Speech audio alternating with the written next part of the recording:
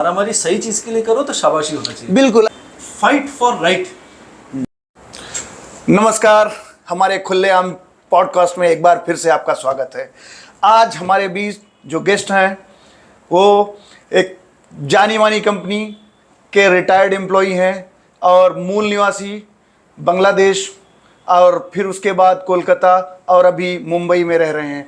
तो चलिए आज हम उनसे जानते हैं उनके जीवन के बारे में। नमस्कार दादा। नमस्कार। सबसे पहले हम चाहेंगे कि आप हमारे दर्शकों को अपना परिचय दें।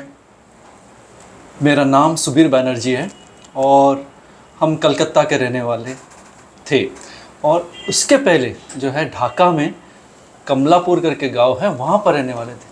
हम सब धीरे धीरे शिफ्ट हो के आज हम बॉम्बे में हैं।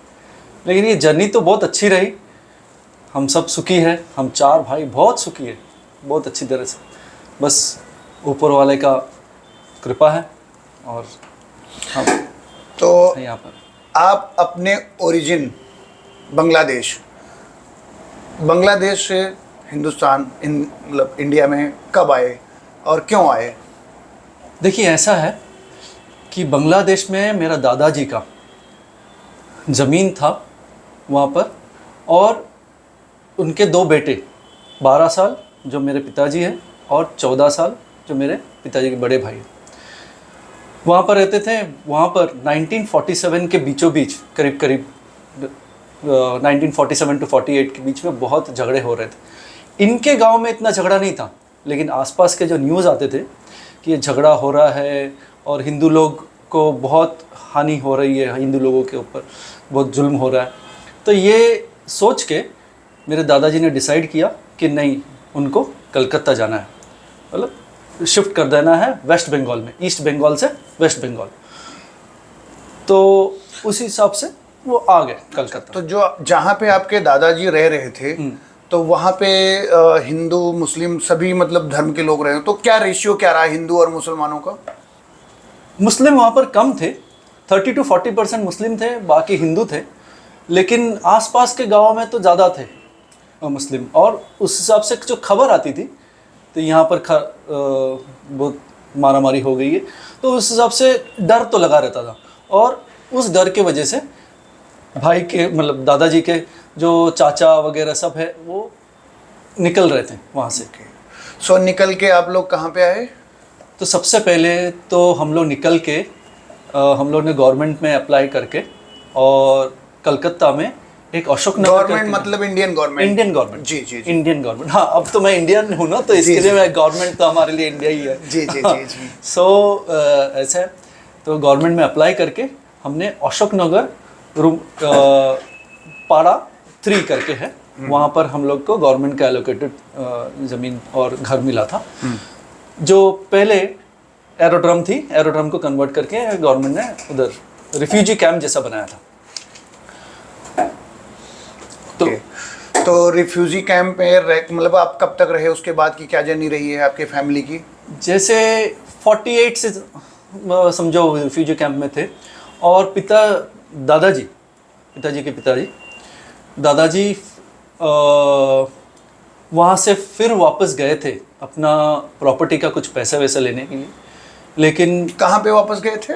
वापस अपना गांव में गए थे जो ढाका के नज़दीक है।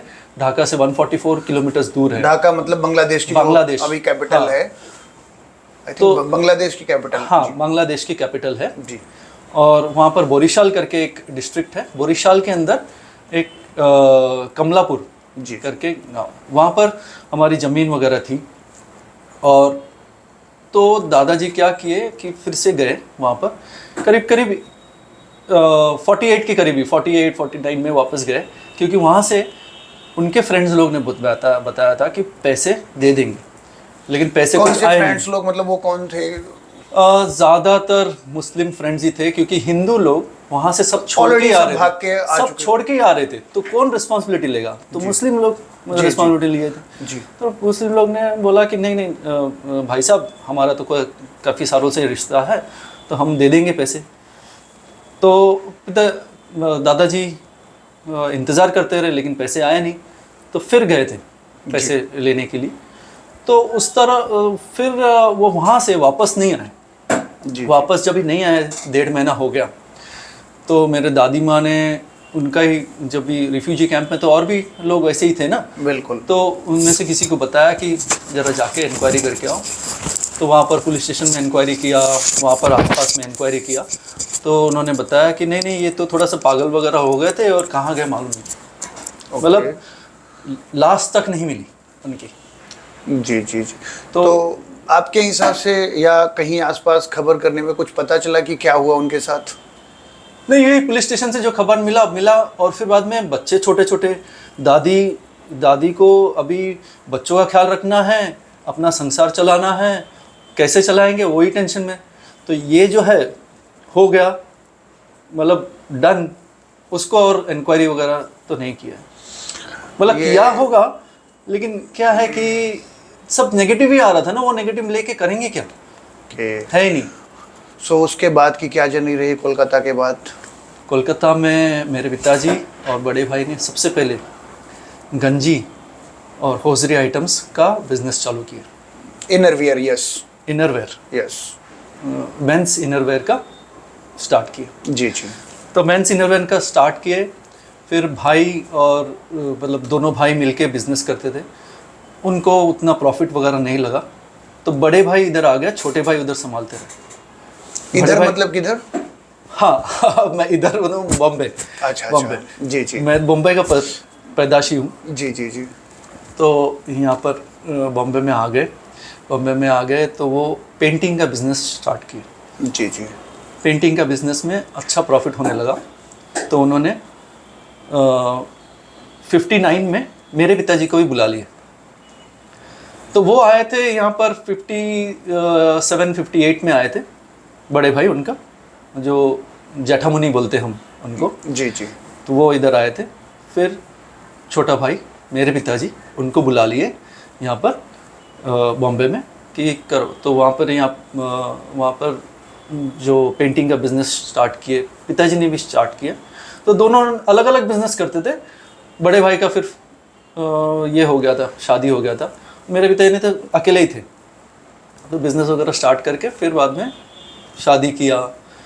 शादी 60s में शादी हुआ, कलकत्ता गए, शादी किया, मम्मी को वहीं पर रखा, फिर बॉम्बे में आए अपना बिज़नेस चलाने के लिए। क्या होता है पेंटिंग का बिज़नेस में, वो सीजनल बिज़नेस है, तो उस हिसाब से वो चले जाते थे। ओके, फिर ऐसे करते करते जाते आते ही रहते थे हम लोग। फिर 63 में मेरे मम्मी को भी यहाँ पर लेके आए। तो बॉम्बे में लेके आए। पहले तो भाड़े के घर में थे, फिर धीरे धीरे पिताजी ने अपना बिजनेस जैसा अच्छा हुआ, तो उन्होंने कलकत्ता में और एक ज़मीन भी खरीदी थी। वो सातरागाछी करके एक जगह है, वहाँ पर लिया था। खैर, तो बॉम्बे में आ गए, बॉम्बे में बिजनेस करते रहे। तो हम लोग क्या, ज़मीन है, घर है वहाँ पर, सब लोग इधर आ गए, तो वहाँ का घर ख्याल रखने के लिए लोगों को दिया हुआ था। और पिताजी का दोस्त थे, तो उनके बच्चे जो है फिर जैसे ही वो भी ओल्ड होने लगे, तो उनके बच्चे ख्याल रखने लगे। खबर वगैरह मिलती थी कि क्या कैसे है, लाइट बिल आया, लाइट बिल का पैसा भरो, ये टैक्स का बिल आया, टैक्स का पैसा भरो, ठीक है, वो सब चलते रहे। हम लोग सिर्फ मतलब शादी ब्याह वगैरह हो तो ही जाते थे। फिर धीरे धीरे हम लोग का बिज़नेस वगैरह इधर सेट होता रहा, और फिर पिताजी ने अचानक 98 में वहाँ से खबर आई कि नहीं, ये घर अभी तुम्हारा नहीं, ये पार्टी का ही ये बन गया है। कौन सा घर, जो आपके पिताजी ने खरीदा था या जो गवर्नमेंट ने गवर्नमेंट से कैंप में लौट के? अच्छा। रिफ्यूजी। तो कौन सी पार्टी से क्या आया खबर? ये ना टीएमसी पार्टी थी। कंपनी टीएमसी ममता बनर्जी की बहुत बड़ी पार्टी है। पार्टी। जी जी जी। ओके, तो वो ऐसा है कि ममता बनर्जी की तो अभी है, लेकिन पहले से थी। ये ममता बनर्जी इतना फेमस नहीं था जी तभी, लेकिन ये पार्टी थी जी जी। तृणमूल कांग्रेस पार्टी थी, और वो उस पार्टी का ऑफिस बना। क्या होता था, क्लब हाउस पहले बनाते थे, क्लब हाउस बनाने के बाद फिर बाद में उसको पार्टी का ऑफिस बना देते, और पार्टी का ऑफिस एक बार बन गया तो भाई आप ले नहीं सकते हो, कब्जा हो गया, मतलब कब्जा हो गया। फिर भी हम कोशिश किए थे कि चलो हम निकालते हैं पुलिस स्टेशन वगैरह, क्योंकि पेपर्स वगैरह थी। तो उन्होंने हमको फ़ोन करके धमकी दे दिया था कि आप लोग को तो हम लोग कुछ हानि कर सकते हैं कि नहीं पता नहीं, लेकिन आपके रिलेटिव सब यहाँ ही पर रहते हैं, उनका ज़रूर हम उनको तकलीफ़ देंगे। तो मैंने सोचा जाने दो, हम अपना नौकरी धंधे में कभी देखते भी नहीं, कभी जाते भी नहीं है, तो क्या ज़रूरत है, छोड़ दिया। मतलब गवर्नमेंट का दिया हुआ रिफ्यूजी कैंप आपके हाथ से चला गया। हाँ, फिर चला आपकी पर्सनल प्रॉपर्टी जो आपका बोल रहे हैं 17 गाछी, क्या कहाँ पे ये? हाँ, 17 गाछी था। 17 गाछी में। तो उस प्रॉपर्टी का क्या हुआ? उस प्रॉपर्टी का क्या हुआ, करीब करीब 6 लाख रुपया होना चाहिए था प्रॉपर्टी का, 6 लाख 5 लाख होना चाहिए था। तो पिताजी ने ट्राई किया था फिर बेच दे कर, तो पास वाला एडजेसेंट ज़मीन वाला उन्होंने बोला कि नहीं नहीं हमें चाहिए, हमें चाहिए, और रेट भी नहीं दे रहा।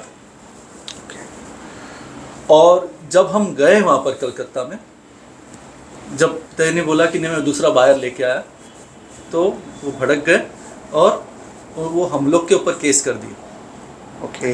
यहाँ तक कि मेरे ऊपर भी केस किया था, तब तो हम बड़े थे। अच्छा अच्छा। तो मेरे ऊपर भी केस किया था कि मारामारी किए, खून निकाले, और मुझे एक दिन लॉकअप में भी रहना पड़ा, फिर बेल हो गई। तो मारामारी करने के लिए कुछ चोट या कुछ मेडिकल रिपोर्ट होती है ना, कि किसी के साथ अगर आपने? वो तो उन्होंने बना लिया, हमारे पास तो कुछ मारामारी का कोई दाग नहीं था, हमारा तो सब ठीक था। नहीं, अब ब्लेम आपके ऊपर था, तो ब्लेम हमारा। हाँ। नहीं तो मारूंगा तो मुझे भी तो लगेगा ना। बिल्कुल। हाँ, बिल्कुल कुछ तो लगेगा। पर आपने ऐसा मारा होगा कि आपको ना लग के उनको ही लगा है। कौन सा मैं यामागुची कराटे वाला हूँ जो मुझे लगेगा ही नहीं। फिलहाल आप देख के तो ऐसा नहीं लगते, बट ये केस हुआ था आपके। मारामारी आती नहीं है, और मारामारी तो सीखनी चाहिए आज के ज़माने में, क्योंकि जो ज़मीन है जो भी है आपको छोड़ के नहीं आना। हमको मुझे तो ऐसा लग रहा है कि ढाका का भी क्यों छोड़ा। आज अगर भागते भागते भागते भागते हम बॉम्बे आ गए, ओके, कलकत्ता के भी छोड़ दिया, तो बॉम्बे से भी भगा देगा जाऊंगा ना कभी ना कभी। तो कोलकाता की ज़मीन अभी क्या कहाँ पे है, क्या हुआ उसका फिर? वहाँ पर वो ज़मीन जो केस हुआ, फिर पिताजी ने बोला कि छोड़, आना ही नहीं है, हमें कलकत्ता जाना ही नहीं है, जाना ही नहीं है। फिर हमने भी सोचा चलो जाने दो, अब हम सिर्फ जाते हैं, कोई मामा वगैरह का कोई ब्याह शादी वगैरह होगा, मामा की बेटी को ब्याह शादी होगा तो ही जाते हैं। वो भी अभी दिसंबर में शादी है, वो शायद अवॉइड करेंगे हम। जैसे कि अभी आप वेल सेटल्ड हैं, एक अच्छी बड़ी कंपनी से आप रिटायर्ड हुए हैं, एक अच्छा खासा फंड आपके पास होगा ये रिटायरमेंट के बाद, तो आपको ऐसा नहीं लगता कि आपको फिर से कोलकाता में जाके रहना चाहिए, अपना घर होना चाहिए, बिकॉज आपका एक ओरिजिन वहीं से है? नहीं, क्या है पता है, आज जो हम कलकत्ता के बारे में सुन रहे हैं, फिर से वही चीज़ हो रही है। टीएमसी पूरा मुस्लिम सपोर्ट करती है, वहाँ आपके एडमिनिस्ट्रेशन पूरा मुस्लिम हो गई है, ओके। तो जहाँ पर जान का ही कोई ये नहीं है, गारंटी नहीं है, वहाँ पर क्या करने जाना है। नहीं, मुस्लिम अगर सपोर्ट कर रही है, ठीक है, मुस्लिम को सपोर्ट कर रही है, बट इसका ये मतलब नहीं कि वो मतलब कि मुस्लिम गलत ही हैं। तो ऐसा क्या है कोलकाता में कि जो कि आपको कोलकाता से पूरा तरीके से मोह भंग हो गया? देखिए, एक एक्सपीरियंस तो है दादाजी का। जी जी। हाँ, तो क्या मैं भी जाऊँ एक्सपीरियंस लेने, वो सोच। बिल्कुल तो नहीं जाना है, बस नहीं जाना है, हम इधर ही करते हैं। अच्छा, बिल्कुल बिल्कुल। तो हम तो सोचे थे एक बार इन्वेस्ट करने के लिए, हमारे शुभचिंतक कलकत्ता के या हमारे जो यहाँ पर दोस्त हैं, वो बोले अगर नहीं रहना है जाओ मत, इन्वेस्ट मत करो। इन्वेस्ट करूँगा वेस्ट ही होगा। मतलब आपका कोलकाता को लेकर हमेशा बैड एक्सपीरियंस रहा है। अभी के हालात, अभी तो आप लेटेस्ट गए ही होंगे साल 2 साल में, हाँ, तो अभी के हालात देखकर आपको क्या लगता है कोलकाता, मतलब किस, कोलकाता नहीं पूरा मतलब बंगाल, वेस्ट बंगाल देखकर क्या लगता है, कैसा है? मैं तो ये बोल रहा हूँ कि मेरे जो रिश्तेदार हैं वहाँ पर, वो भी उनको टीएमसी को ही सपोर्ट करना पड़ता है। अगर नहीं करेंगे तो उनको तकलीफ होती है वहाँ पर। तो सर्वाइवल के लिए जो करना है करते हैं, तो ऐसी जगह पे जाना ही क्यों। मतलब आप अगर टीएमसी को सपोर्ट कर रहे हो तो आपके लिए मतलब सर्वाइवल इजी है, अदरवाइज आपके लिए सर्वाइवल मुश्किल। लेकिन अगर आप टीएमसी को सपोर्ट कर रहे हैं तो क्या आप अपने मतलब अपने सिद्धांत या आपके अपने विचार आप व्यक्त करने का मतलब की आज़ादी है वहाँ पे? नहीं है। क्यों? क्योंकि ऐसा होता है कि आप खुलेआम जब सार्वजनिक पूजा वगैरह करते हो, हाँ, वहाँ पर भी भाई थोड़ा देख के, हाँ भाई अजान नहीं चलना चाहिए, अजान चलेगा तो पूजा बंद कर दो, ये सब क्या चीज़ है?